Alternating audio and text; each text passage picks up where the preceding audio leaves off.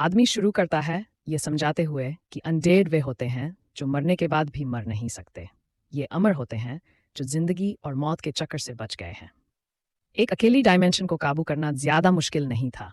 पृथ्वी जैसी डायमेंशन को हासिल करना बस समय की बात थी, या ऐसा उन्होंने सोचा। हम देखते हैं कि एक स्किली ब्रदर पूछता है, ये कैसे हो सकता है? और आग में किसी इंसान की तरफ इशारा करते हुए कहता है, एक साधारण इंसान अभी तक जिंदा कैसे है? हम सुनते हैं कि आदमी कहता है कौन जाने, और आगे बढ़ने लगता है जबकि वह खुद आग में जल रहा होता है। वह कहता है शायद इसलिए क्योंकि यह उनसे ज्यादा मजबूत है, जैसे उसकी त्वचा गलने लगती है। वह तुरंत स्केली ब्रदर में से एक पर मुक्का मारकर उसका शरीर चकनाचूर कर देता है। फिर हम 2 साल पहले की तरफ जाते हैं, जब एक औरत कहती है मुझसे अब और नहीं होता, और बताती है कि उसने उसे यहाँ रहने दिया था क्योंकि उसने कहा था कि वह नौकरी ढूंढ रहा है, पर वह हर वक्त बस शराब पीने और खेल खेलने में लगा रहता है। अगर उसे ऐसे ही रहना है तो वह माँ बाप के पास वापस चला जाए। आदमी कहता है नहीं, अब मैं उन पर निर्भर नहीं हो सकता। हमें पता चलता है कि ये उसकी छोटी बहन है, और वह पूछती है तो मुझ पर निर्भर होना ठीक है क्या? बहन कहती है कि उसे पॉकेट मनी मिलती है और कल नया साल है, तो उसे कोई पार्ट टाइम नौकरी ढूंढ लेनी चाहिए या कुछ और करना चाहिए। आदमी कहता है ठीक है, इसे कल तक छोड़ दो, क्योंकि उसका सिर अभी भी चकरा रहा होता है। वह दरवाजा बंद करता है जबकि वह चिल्ला रही होती है, और एक लंबी सांस लेकर बिस्तर पर गिर जाता है। हमें पता चलता है कि उसका नाम कंगुन है। वह खुद को बेकार समझता है और खुद से पूछता है मैं ऐसा जीवन क्यों जी रहा हूँ। सियोल आने के बाद उसने सिर्फ एक छोटी सी इंटर्नशिप की थी एक बड़ी कंपनी में, और उसे जल्द ही कोई काम ढूंढना चाहिए। वह अपनी डेस्क की तरफ देखता है और समझता है कि वह मॉनिटर बंद करना भूल गया था जाने से पहले। आदमी कहता है कि जिंदगी कितनी अच्छी होती अगर ये एक वीडियो गेम होती, तब शायद वह एक अच्छी नौकरी ढूंढ लेता, जैसे योद्धा, जादूगर या तलवारबाज। फिर वह बेहोश हो जाता है। स्टेट्स विंडो दिखाई देती हैं जो बताती हैं कि डायमेंशन से सामान्य कनेक्शन का पता चला है, पर कनेक्शन अस्थायी रूप से अस्वीकार कर दिया गया है। ट्यूटोरियल अब पृथ्वी पर शुरू होगा। यून झटके से उठता है कुछ महसूस करके। वह देखता है कि वह एक सफेद कमरे में है और सोचता है यह क्या हो रहा है। उसके सामने एक स्टेट्स विंडो दिखाई देती है जो बताती है कि हेयान डायमेंशन के साथ पूरा कनेक्शन होने में 4 साल और 364 दिन बाकी हैं, यानी लगभग 22 साल। उसे ट्यूटोरियल में स्वागत किया जाता है और बताया जाता है कि इसमें कुल 8 चरण होंगे। वो पढ़ने लगता है और लिखा होता है कि इस जगह में मौत का हकीकत से कोई ताल्लुक नहीं है और वो आधे रास्ते में नहीं रुक सकता। अगर वो फेल हो जाए तो दोबारा कोशिश नहीं कर सकता। जब ट्यूटोरियल क्लियर हो जाएगा एक अवेकनिंग और इनाम मिलेगा। वो हैरान होता है और घबराहट में पसीना आने लगता है। उसका दिल तेज धड़कने लगता है। वो कहता है ये एक सपना है। ऐसे सपने सिर्फ एक्सट्रीम गेमिंग एडिक्ट्स को आते हैं। वो अपने माँ बाप और अपनी बहन से माफ़ी मांगने लगता है जिसका नाम ह्यूने है। वो कहता है कि वो एक नौकरी ढूंढ लेगा, पर फिलहाल इस सपने से उसको कोई फर्क नहीं पड़ता। शायद ये भगवान का संकेत है कि एक बार और पूरी ताकत से खेल ले। One more game. Mindset activate हो चुका है। पहला स्टेज शुरू होने वाला है और स्टेट्स विंडो कहती है कि वो दुआ करते हैं उसका साहस धरती को बचा सके। ये सुनकर यून चौंक जाता है और सोचता है ये क्या मतलब है, और स्टेट्स विंडो को ब्लैंकली देखने लगता है। पहला स्टेज ये है कि उसको अपना सबसे बड़ा डर हराना होगा और अपनी हिम्मत साबित करनी होगी। उसे एक खास डेस्टिनेशन तक ब्रिज के एंड तक पहुंचना होगा, और अगर फेल हो गया तो मौत होगी। वो सोचता है ये कौन सा ब्रिज की बात हो रही है, तभी वो ट्रांसपोर्ट हो जाता है। उसके नीचे लावा होता है और उसे टेम्परेरी ब्रिज पार करके आगे बढ़ना होता है। यून सोचता है ये गर्मी इतनी रियल क्यों लग रही है, और ये बाकी लोग कौन हैं, और ये सब क्या हो रहा है। बाकी लोग कहते हैं कि वो तो डेफिनेटली अपने घर पर थे। वो पूछता है ये कौन सा स्टूपिड सपना है। तभी वो अपनी बहन की आवाज़ सुनता है और उसकी तरफ देखता है, उसे रोते हुए देखता है। वो पूछता है तुम मेरे सपने में क्या कर रही हो? ये तो बकवास है। उसकी बहन कहती है ये लाइन मेरी होनी चाहिए, क्या ये मेरा सपना है? ये धरती बचाने वाली बात कर रहा है। वो उससे कहता है ऐसे बिहेव मत करो जैसे ये तुम्हारा सपना हो, ये मेरा सपना है। बहन गुस्से में कहती है मैंने भी वो देखा था और तुम्हें गिरने का डर नहीं लग रहा? वो कहता है तुम पागल हो क्या? ये सपना है, अगर मर गया तो उठ जाऊंगा। ये कहते ही वो देखता है एक आदमी उसके पास से गिरते हुए लावा में जा रहा है। वो देखता है आदमी लावा में गिरता है और जलने लगता है। उसके जलते हुए मांस की बू उनके नाकों में भर जाती है। दोनों नीचे देखते हैं और घबराहट में पसीना पोंछने लगते हैं। हयूने पूछती है अभी तुम क्या कह रहे थे? वो थोड़ा कांपने लगता है और कहता है, स्क्रीम्स थोड़ी ज्यादा रियल लग रही हैं, पर मैं बिल्कुल नहीं डर रहा। और वो उसे बेकार कहती है। वो एक सांस लेकर कहती है, कुछ बेवकूफ़ी मत करना, और अगर मूव करना है तो सीधा मत चलो, ये ज़्यादा सेफ होगा अगर हम रेंग कर चले। वो कहता है, मुझे बिल्कुल डर नहीं लग रहा, पर उसके कहने पर उसे बात सही लगती है। वो एक और सांस लेकर कहती है, तुम आखिरी तक एक्टिंग करते रहोगे। बाकी लोग आगे बढ़ने लगते हैं और हम देखते हैं कि वो और उसकी बहन दोनों क्रॉल करते हुए ब्रिज के आगे बढ़ रहे हैं। वो उसको पुकार कर पूछती है कि उसको क्या लगता है उनके साथ क्या हुआ है, और अगर उसके पास कोई आइडिया है। वो कहता है ये बस एक बहुत ही रियलिस्टिक नाइटमेयर है। वो पूछती है कि अब तक उसको ये सपना लगता क्यों है, कहते हुए कि शायद अब तक उसको समझ आ गया होगा कि ये सपना नहीं है, ऐसे रियलिस्टिक सपना नहीं हो सकता। और कुछ तो ज़रूर हो रहा है जो वो दोनों इमेजिन भी नहीं कर सकते। वो कहती है कि अगर यहाँ मरे तो शायद रियल लाइफ में भी मर जाएंगे। ये सुनकर वो हंसने लगता है, कहता है कि वो तो इस बात को इग्नोर करने की कोशिश कर रहा था, अब उसने क्यों ये बात छेड़ दी। अब उसका डर और बढ़ जाता है। बहन उसको दुनिया का सबसे अनरिलायबल बड़ा भाई कहती है। वो लेटे हुए कहता है कि थोड़ा रेस्ट करना चाहता है और अब और नहीं क्रॉल कर सकता क्योंकि उसके हाथ और पांव कांप रहे हैं। वो पूछती है क्या अब वो बस वहां लेटा रहेगा, और वो उसको याद दिलाता है कि अभी भी ये सपना होने की पॉसिबिलिटी है।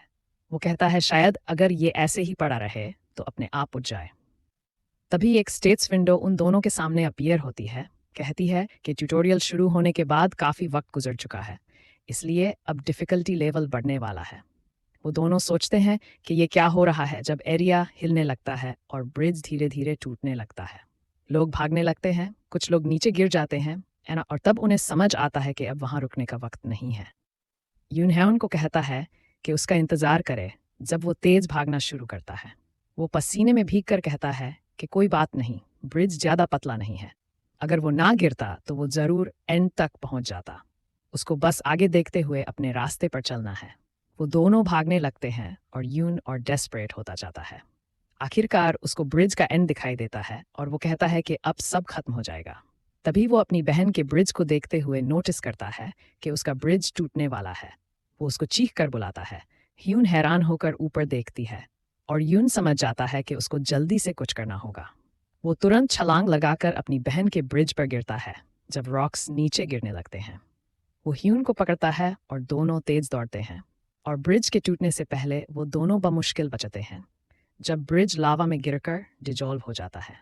स्टेट्स विंडो दोबारा अपीयर होती है और कहती है कि यून का लेवल अप हो गया है और स्टेज 1 क्लियर करने पर उसको मुबारकबाद दी जाती है।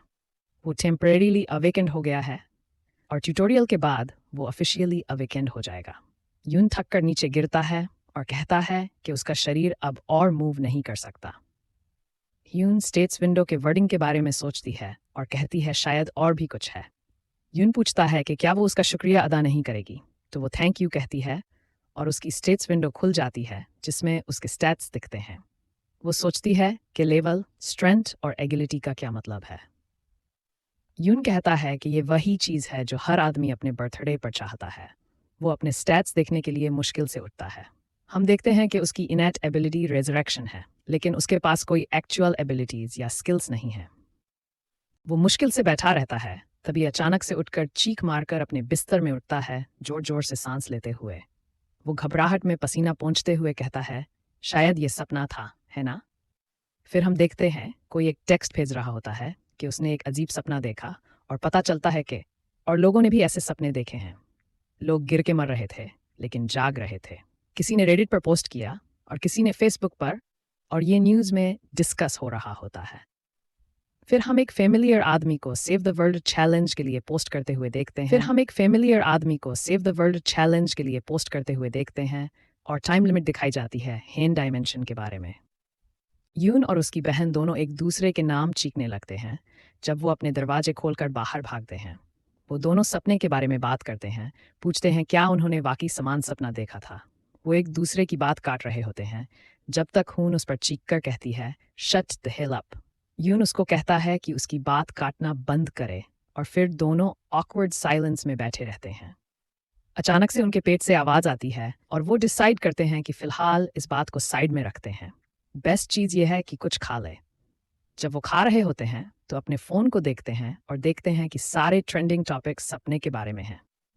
हुन कहती है ये वाकई सपना नहीं था, और ये सिर्फ कोरिया में नहीं, लगता है पूरी दुनिया ने ये सपना देखा। यून सोचता है क्या ये वाकई हो रहा है, लेकिन नोट करता है कि सपने में मरने से लगता नहीं कि रियलिटी पर असर पड़ा। उस सपने में लिखा था कि हर डेथ लोगों में से 3 या 4 लोग गिर गए थे, लेकिन उनमें से कोई नहीं मरा। हुन थरथराते हुए कहती है वो सपना बहुत ही ज्यादा विविड था, और वो श्योर है कि इतनी हाइट से गिरना बहुत ज्यादा दर्दनाक होता, और कुछ लोग तो पीटीएसडी से सफर कर रहे होंगे। यून खाता रहता है और हुन उससे पूछती है क्या वाकई ठीक है कि हम यहाँ इतनी सुकून से खा रहे हैं जब बाहर सब पागल हो रहे हैं। यून सोचता है लेकिन खाता रहता है, फिर अपने यूटेंसिल्स नीचे रखकर कहता है अब हम कुछ नहीं कर सकते, तो बस खा लो। वो विंडो के पास जाता है और पर्दा हटाते हुए हुन से पूछता है क्या तुम वाकई इस सब में इन्वॉल्व होना चाहती हो। दोनों देखते हैं कि बाहर लूटर्स पागल हो रहे हैं और डूमसियर्स साइन पकड़े हुए हैं जिसमें लिखा है the time of judgement has come. सब लोग अपना होश खो बैठे हैं। बालकनी से ये सब देखते हुए हुन कहती है शायद आज मुझे काम पर नहीं जाना चाहिए। यून पूछता है क्या तुम वाकई ये सोच रही हो, अगर हम बाहर गए तो सिर्फ चोट खाएंगे। हुन को याद दिलाता है कि उसको हेन डायमेंशन का कनेक्शन याद रखना चाहिए। हुन कहती है जब स्टेटस विंडो सामने आई थी तब मैंने अच्छी तरह से देखने का मौका नहीं मिला, लेकिन तुम टाइम चेक कर सकते हो। वो स्टेटस विंडो खोलकर टाइम चेक करने का फैसला करती है और यून कहता है कि उसने भी स्टेटस विंडो मिस कर दी। यून सोचता है क्यों वो बस विंडो ओपन नहीं कर सकता। वो नहीं जानते कि ये सब किस बारे में है, लेकिन उनको इतना समझ आता है कि उनके पास लगभग 5 साल बचे हैं। दोनों सोचते हैं कि क्या वाकई वो 5 सालों में तैयार हो सकते हैं अगर दुनिया ऐसे ही रहती है। हालांकि अभी सब कुछ मेस में है, लेकिन चीजें जरूर ठीक हो जाएंगी और अब बेस्ट है कि घर में सेफ रहें। हुन सरप्राइज होती है कि यून वाकई सेंस वाली बात कर रहा है, जबकि वो अक्सर उसको बेवकूफ समझती है। सुबह के कंफ्यूजन के बाद शाम तक ज्यादा कुछ खास नहीं होता। ज्यादा लोग अपनी यूजुअल रूटीन पर वापस लौट आते हैं और साउथ कोरिया फिर से एक दिन के अंदर शांत हो जाता है, और इस तरह पहला दिन खत्म होता है। हम यून को अपनी आंखें बंद करते हुए देखते हैं जब वो स्टेटस विंडो खोलता है जो उसको ट्यूटोरियल में वेलकम करती है। विंडो पूछती है क्या उसे इंटरफेस इस्तेमाल करने की बेसिक एक्सप्लेनेशन चाहिए, लेकिन यून कहता है नहीं, मुझे बस अपनी स्टेट्स विंडो देखनी है। यून सोचता है क्या उसके स्टेट्स अच्छे हैं, लेकिन उसके पास कंपेयर करने के लिए कोई बेसलाइन नहीं होती। उसकी नज़र मैजिक पावर स्टेट पर पड़ती है जो ये इम्प्लाई करता है कि वो लोग मैजिक यूज करेंगे। यून श्योर नहीं होता कि ये अच्छी बात है या नहीं, लेकिन फिर उसका फोकस अपनी इनेट एबिलिटी रेजरेक्शन पर चला जाता है और कहता है ये तो एक चीट स्किल लगती है। ये एबिलिटी यून को 6 घंटे बाद मरने के बाद रिस्ट्रैक्ट होने देती है। अगर वो लोकेशन डिजिग्नेट नहीं करता तो वो वही रिस्ट्रैक्ट होगा जहां उसने आखिरी बार सोया था। रिस्ट्रैक्शन का पेनल्टी ये है कि उसका लेवल एक कम हो जाएगा और उसके एबिलिटी स्टैट्स एक दिन के लिए टेम्पररी 50% कम हो जाएंगे। ये पेनल्टीज ट्यूटोरियल के दौरान अप्लाई नहीं होती। यून एक्साइटमेंट से कहने लगता है कि वो कभी भी बेकार का एक्स्ट्रा नहीं बन सकता। ट्यूटोरियल उससे पूछता है क्या वो स्टेज 2 में जाना चाहता है। वो कहता है बिल्कुल, चाहे उसके स्टैट्स हाई हों या लो, वो लेवलिंग अप के बाद उन्हें ठीक कर लेगा, क्योंकि वो अपने शब्दों में अमेजिंग रेजरेक्शन मैन है, वो कुछ भी कर सकता है। अब तक वो ब्लिसफुल महसूस कर रहा था, अगला क्या होगा इसकी कल्पना भी नहीं की थी। फिर हम एक खून से भरा मौसाल देखते हैं जब एक गोबलिन चीख रहा है और यून भी उससे लड़ते हुए चीख रहा है। वो गोबलिन पर वार करता है, उसका हथियार दूर फेंक देता है। स्टेज 2 हर दुश्मन को हराने और अपनी ताकत सुधारने के बारे में है।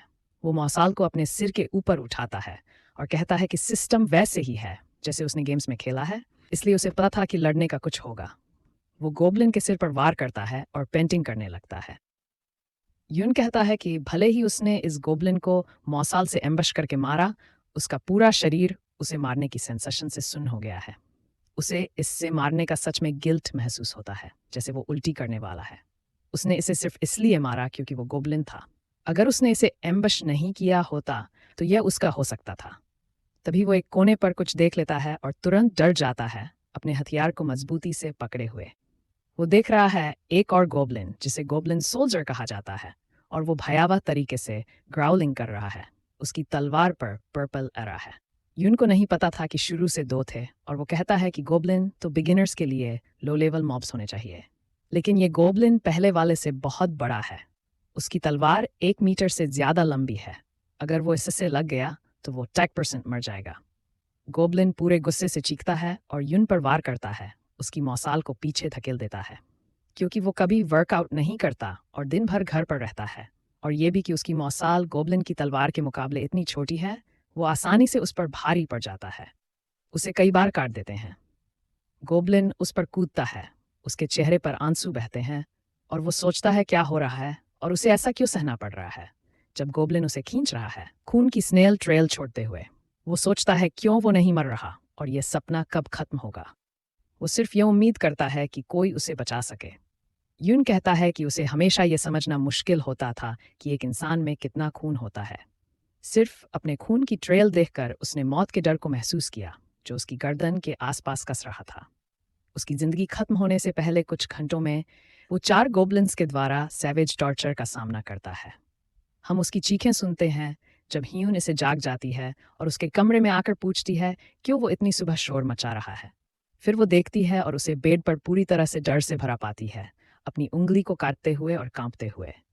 बाद में वो अपनी बहन को बताता है क्या हुआ, और वो पूछती है क्या वो कह रहा है कि वो एक्सट्रीम ब्लड लॉस से मरा। वो कहता है हाँ, और कहता है कि उन्होंने उसके उंगलियों और पैरों के नाखून एक एक करके खींच लिए, उन पर पैर मारते हुए। वो आगे बढ़ने की कोशिश करता है, लेकिन वो उसे रोकने के लिए कहती है, कहकर कि भले ही वो भी मारी थी, लेकिन वो इतना बुरा नहीं था। फिर वो उससे पूछती है कि वो क्यों चीख रहा था। वो कहता है कि अगर वो खुद इसे एक्सपीरियंस करेगी तो वो देखेगी कि वो क्या जा रहा है, और वो काफ़ी श्योर है कि गुआन भी इस पर रोएगा। वो कहती है कि वो समझ गई है और पूछती है क्या उसे अस्पताल जाना चाहिए। वो पूछता है क्यों, और वो कहती है कि ऐसा लगता है कि पिछले 2 दिनों में साइकियाट्रिक विजिट्स बहुत बढ़ गए हैं, और लगता है कि बहुत सारे लोगों ने कुछ सिमिलर एक्सपीरियंस किया है। वो इस पर सोचता है, कहता है कि वो नहीं सोचता कि ये इतना बुरा है, और उसके पास अस्पताल जाने के लिए पैसे भी नहीं हैं। वो उसे कहती है, अच्छी खबर है, लगता है अगर तुम मर जाते हो तो ट्यूटोरियल खत्म हो जाता है। जो लोग स्टेज 1 में मर गए थे, उन्होंने स्टेज 2 का सपना नहीं देखा। वो राहत की सांस लेता है और कहता है, अच्छा है सुनकर, इसका मतलब मैं आज रात चैन से सो सकता हूँ। जाहिर है वो सोता है और जब उठता है तो ट्यूटोरियल की एंट्री पर वापस होता है, चौंकते हुए क्योंकि उसकी पुनर्जन्म स्किल के कारण वो फिर से लौट आया है। वो दांत पीसता है और चिल्लाने लगता है, सोचता है ये सब उसके साथ क्यों हो रहा है, क्योंकि ट्यूटोरियल में पुनर्जन्म की कोई पेनल्टी नहीं है। गुफा में बैठकर वो एक पल के लिए बस खाली निगाहों से सामने देखता है, फिर एक झपकी लेता है और फिर और ज्यादा देखता है। उसने सोचा था कि अगर वो थोड़ी देर सब्र करेगा तो जाग जाएगा, लेकिन ऐसा कुछ नहीं हो रहा था। वो उठते हुए कहता है, मुझे अब भूख लग रही है। वो दरवाजे की तरफ जाने लगता है, याद करता है कि पिछली बार उसने मैस उठाई थी क्योंकि उसे लगा था कि ये शक्तिशाली होगा या आसानी से इस्तेमाल हो जाएगा, लेकिन इस बार क्योंकि वो किसी चीज के पास जाने से डर रहा है, वो तीरकमान या क्रॉस चुनना चाहता है। छोटी दूरी के हथियारों के मुकाबले एक भाला बेहतर लगता है, तो वो क्रॉसबो और भाला उठाता है और कहता है, अब उन्हें कोरियाई रिजर्व आर्मी की शूटिंग पावर दिखाने का समय है। हम देखते हैं कि वो निशाना साधता है और गोली चलाता है, जब तक कि एक ट्रम्प शूटर यूनिस चौंकता है और गुस्से से भरा हुआ गॉबलिन सोल्जर उसकी तरफ देखता है, मुंह से लार टपकाते हुए। उसे समझ आता है कि एक नए हथियार का इस्तेमाल करना उतना आसान नहीं होगा जितना उसने सोचा था। वे उसकी तरफ चार्ज करते हैं और वो चिल्लाता हुआ अपने भाले के साथ उनकी तरफ दौड़ता है। वो गॉबलिन सोल्जर को बचाते हुए छोटे गॉबलिन पर वार करता है और सीधे उसके सीने में भाला घुसा देता है, कहता है, ये लो, एक तो मर गया। वो दूसरे गॉबलिन की तरफ मुड़ता है, लेकिन जल्दी ही समझ जाता है कि वो भाले को छोटे गॉबलिन के सीने से बाहर नहीं खींच पा रहा है। उसकी दाईं तरफ गॉबलिन सोल्जर उसकी तरफ अपनी तलवार उठाए हुए छलांग लगाता है और उसे मार देता है। वो फिर से चीखते हुए उठता है, हांफते हुए कहता है, कम से कम इस बार तुरंत मर गया, बिना यातना के मरना अच्छा लगता है।